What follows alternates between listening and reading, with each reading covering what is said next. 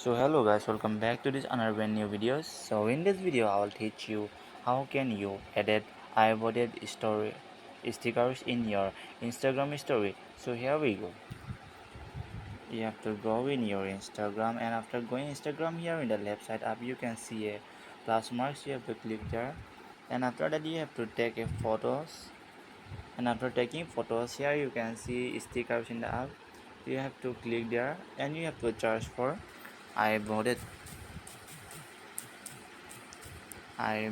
stickers. So guys, here you can see many I bought it. So you can from here you can select any photos, any stickers. So after that you can put it in your stories, and so after that you can click here in the right buttons and you can upload in your stories. So guys, this how you can do it you in your Instagram.